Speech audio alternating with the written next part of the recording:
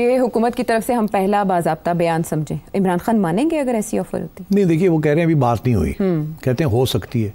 किस लिए हो सकती है? ये नहीं कि एनआरओ के तहत हो सकती है या कोई डील के तहत हो सकती है, ये हो सकता है कि सिक्योरिटी, अब सिक्योरिटी तो डील की बात है ना, तो कोई और तरीका कहने का। और सेहत तो नवाज शरीफ साहब के लिए भी हुई थी, शहबाज शरीफ साहब के लिए भी हुई, सेहत के लिए तो हर चीज़ होती है, मगर जब भी होती है ना, it's part of some understanding.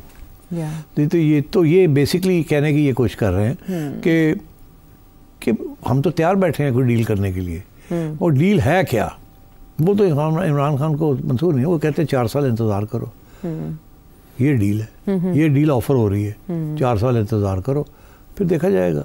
अच्छा, तो वो कहते हैं आज करो इलेक्शन। तो ये देखिए, ये जो सियासतदान बातें करते हैं ना, ये जिस किस्म के सवाल आते हैं तो इसका क्या जवाब देते हो? नहीं हो सकती। अच्छा। या हाँ कर देंगे हम, तो कहेंगे कैसे कर देंगे, अदालतें बैठी हुई हैं, आप कैसे उठा के इधर उधर फेंक सकते हैं? चैलेंज हो जाता है हर चीज़। तो उन्होंने इसलिए जवाब भी देना था और क्रेडिबल जवाब भी था, तो एक्चुअली कोई ख़ास बात नहीं की राणा साहब ने, ऑनेस्टली।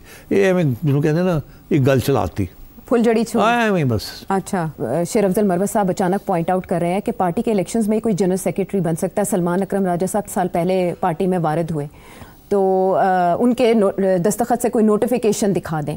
ये एतराज़ बजा नहीं है कि पार्टी इलेक्शन में? टेक्निकली तो बजा है, मगर क्या, PTI is not a party, PTI is a movement. Imran Khan जो चाहे कह दे, इसीलिए तो इलेक्शन नहीं कराते थे, इसीलिए वो सारा इलेक्शन कमीशन का फड्डा पड़ा कि आपने इलेक्शन ही नहीं कराया और सारे अहदेदार बना दिए। अब खान साहब जेल में बैठ के एक फलाने को ये बना देते हैं, फलाने को वो बना देते हैं, नोटिफिकेशन भी नहीं है, किसी कानून के तहत नहीं है, बट देयर आर रूल्स। अब राजा साहब को तो अभी 2 साल भी नहीं हुए पीटीआई ज्वाइन किए हुए, तो मतलब है कि उनको सेक्रेटरी जनरल बना दिया। तो I think he is a useful man, मगर बात यह है कि उनकी बात सुनने के लिए कितने लोग तैयार हैं, कितने लोग तैयार हैं? गंडापुर साहब जो है वो समझते हैं मैं हूँ, बुशरा बीबी समझती हैं वो हैं, आपस में मेरा ख्याल है उठक बैठक भी नहीं है, एंड सो ऑन। तो खान साहब लाइक्स इट लाइक दिस, और अभी उन्होंने डिफेंड भी किया है राजा साहब को कि हाँ ठीक है मैंने लगाया उनको, एंड सो ऑन। मगर मरवत साहब जो अगर कॉन्स्टिट्यूशनल पोजीशन लेंगे तो सेक्रेटरी जनरल भी तो एक इलेक्टेड ऑफिशियल होता है, तो कौन सी इलेक्शन में राजा साहब इलेक्ट हुए? नहीं, but so that doesn't matter. अच्छा, यहाँ ऐसे ही है, जिसको मर्जी बना दो, जिसको मर्जी उतार दो, खान साहब इज़ ऑल इन ऑल। अच्छा, अलीमा खान साहिबा ये कह रही हैं कि हमें कहा जाता है कि इमरान खान साहब जो मैसेज देते हैं आपको ट्विटर के लिए, उसको थोड़ा टोन डाउन करें, लेकिन हम ऐसा नहीं कर सकते, तो फिर हमें धमकी दी जाती है कि हम इस तरह से AI जनरेटेड वीडियोस आपकी निकालेंगे और वायरल करेंगे। फिर वो ये भी कहते हैं कि सलमान अकरम राजा साहब के पीछे अपने ही लोग पड़े हैं, सलमान अकरम राजा साहब वही करते हैं जो इमरान खान साहब कहते हैं, इमरान खान साहब खुद बता कर भेजते हैं कि मेरे ट्विटर अकाउंट पर क्या पोस्ट करना है। ये अलीमा खान साहिबा का मौक़िफ़ है, तो इन अ वे तो वो साइड सलमान अकरम राजा साहब की ले रहे हैं और शेर अफजल मरवत साहब को मतून कर रही हैं। तो एक अलीमा खान इन अ वे रिप्रेजेंट करिए इमरान खान साहब के मौक़िफ़ को, क्योंकि लॉन्ग मार्च की कॉल भी उन्होंने इमरान खान साहब के कहने पर दी थी।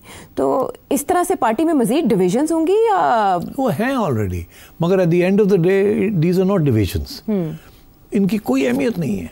अच्छा, ना अलीमा खान जो कहती है उसकी कोई अहमियत है, ना मरवत साहब की जो कहते हैं उनकी कोई अहमियत है। अहमियत अगर है तो बुशरा बीबी की है, सीरियसली। लेकिन अभी आप उनकी तरफ से हालिया कोई एक्टिविटी नहीं देख रहे? वो एक्टिविटी कहीं और हो रही है, तो वहीं और हो रही है, और बेहतर वही है कि उसी लेवल पे हो। अच्छा, ये पब्लिक के अंदर सबको मौका मिल रहा है, वो लगे हुए हैं अपनी अपनी बात करते हैं। अभी बैरिस्टर साहब ने, गौर साहब ने कहा कि मैं मिल के आया हूँ, और वो कहते हैं कि जी लिख के दे दें। जी जी, तो अभी तो लिख के भी नहीं दिया। अब वो कह रहे हैं जी इंटरनेशनल ह्यूमन राइट्स ऑर्गेनाइजेशन को लेके आए, यही कहा ना। अच्छा, एक तो ये है कि ये जिसका जिक्र आया है, पता नहीं इनको पता है या नहीं पता, ये इंटरनेशनल ह्यूमन राइट्स ऑर्गेनाइजेशन जो है ये यूनाइटेड नेशंस का अदारा नहीं है, ये एक प्राइवेट सेक्टर है। अच्छा, तो इसकी कोई अहमियत नहीं है, it's meaningless. Court of justice it's an NGO। तो कोर्ट ऑफ जस्टिस, अच्छा, अब वो कोर्ट ऑफ जस्टिस का तो इस किस्म की चीज़ें वहाँ नहीं जाती ना, इंटरनेशनल कोर्ट ऑफ जस्टिस में।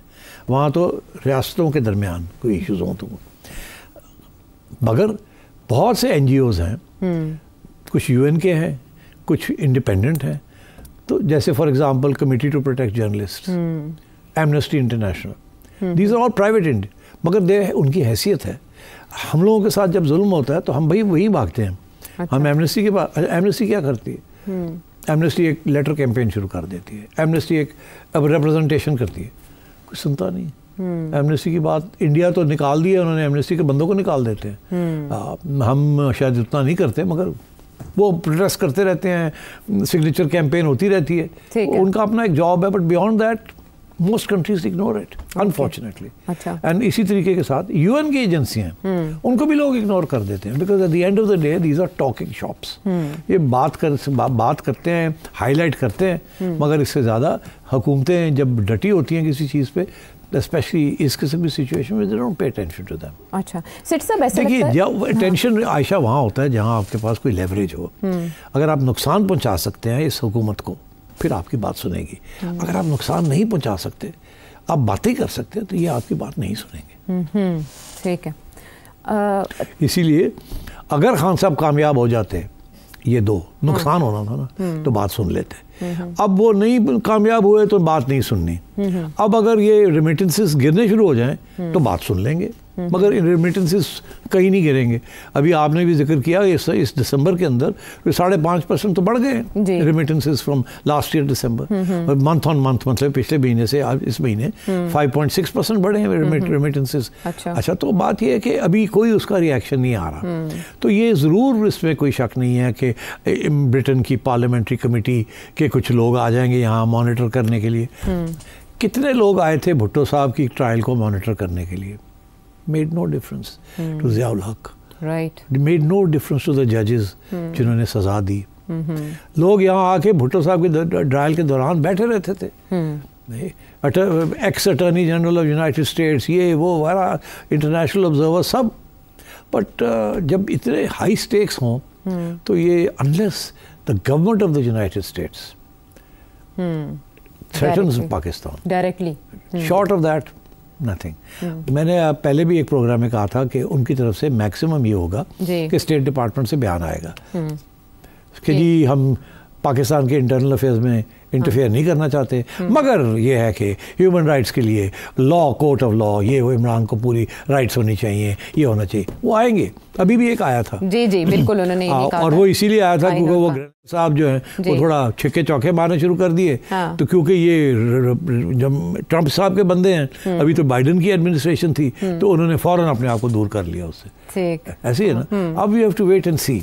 और अभी जो खबर मुझे मिली है वो यही है कि डोनाल्ड ट्रंप के भी जो कैंपेन मैनेजर्स हैं या उनके जो एडवाइजर्स हैं, उन्होंने भी सबको कह दिया कि अभी आपकी हेयरिंग्स होनी है, आपकी कन्फर्मेशन होनी है, आप फिर बनेंगे जो भी बनना है, आप मेहरबानी करके ज़्यादा कमेंट्री ना करें। हाँ, मुहताद बयानबाजी का कहा गया, एडवाइजरी जारी की गई है। और मीनवाइल एम्बेसडर की रुखसती, अमरीकी एम्बेसडर की, अमरीकी एम्बेसडर डोनाल्ड ब्लूम साहब अच्छे आदमी थे, अच्छे आदमी हैं, कंप्लीटली इनफेक्टिव। उसकी वजह यह है कि उनका एजेंडा ही नहीं था यहाँ इंटरफेयर करना। उनका एजेंडा ये था कि बस लो की और सियासत से दूर रहें। ठीक है। उन्होंने ये मतलब बहुत कम यूएस एम्बेसडर्स होते हैं जो इंटरफेयर नहीं करते, इन्होंने किसी किस्म की इंटरफेरेंस नहीं की। ठीक है।